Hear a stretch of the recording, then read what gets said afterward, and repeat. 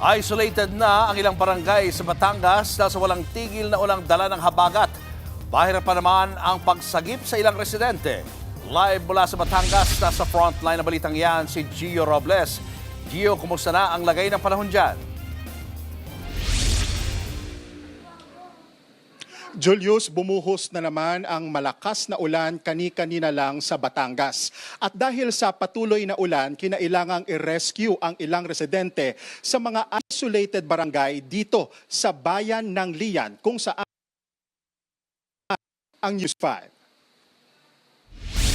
Pasado, alas 2 ng hapon kanina, bumiyahe patungo sa liblib na sitio Bagbag sa Barangay Prenza ang rescue team ng Lian MDRRMO, katuwang ang Coast Guard at BFP. Kasama ang News 5, rumesponde sila sa isang tawag para ilikas ang ilang residenteng stranded sa baha.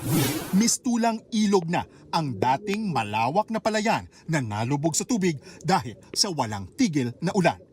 Pero walang pangamba na sinuong yan ng emergency responders. Oras ang kalaban ng mga rescuer para ilikas ang mga residente bago pa abutan ng dilim. Ramdam ang takot sa ilang bakwit na naunang ilikas. Ay, ayan po, kita nyo po, hanggang dibdib na. Oh. Kaya po kailangan taga-rescue at may mga bata na kailangan mailabas. Hindi po sila nakalabas dahil bigla ng pasok ng tubig. Oh. Kaya nahingi po kami ng tulong. Ang lalaking ito, bit-bit ang 3 anak na pawang maliliit pa. Hanggang tuhod daw ang tubig sa loob ng kanilang bahay. Kabado siya dahil naiwan pa ang kanyang misis na 5 buwan daw buntis. Kaya binalikan pa niya ang asawa para ilipat sa evacuation center. Sobrang hirap pa, lubog po. Tapos may nabungkag pa po doon sa malapit po sa bahay namin, yung natibag pong ganito na muralya. Ngayon po, maghahapon, maggagabi po, mahirap pong kumilos ng gabay. Matapos ang mahigit 2 oras na paghihintay nang muli naming masilayan ang mga rescuer. Pero sa mga oras na ito, kasama na nila ang kanilang mga pakay.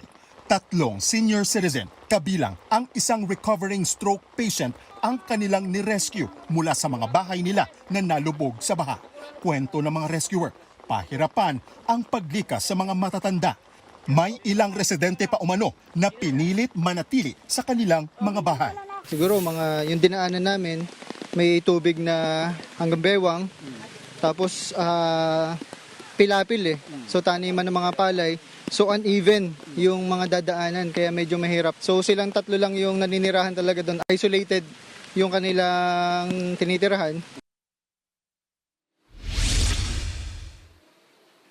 At dito na nga dinala sa Prenza Elementary School ang 3 senior citizen na inilikas mula sa liblib na sitio Bagbag. Isa itong Prenza Elementary School sa 11 evacuation centers dito sa bayan ng Lian. Ayon sa Lian LGU, as of 12 noon ay nasa o halos 100 na household o pamilya na ang inilikas mula sa kani-kanilang mga bahay dahil sa pagbaha. Katumbas yan ng higit 300 pamilya gaya ng makikita nyo dito sa likuran ko na ngayon ay sharing kumbaga dito sa classroom na po na ito. Kasama po dyan yung mga bata, mga kababaihan at mga senior citizen. Julius, balik sa'yo. Maraming salamat, Gio Robles. Mga kapatid, Julius Babaw po. Para sa komprehensibo at makabuluhang balitaan at talakayan, mag-follow at mag-subscribe na sa social media pages ng News 5.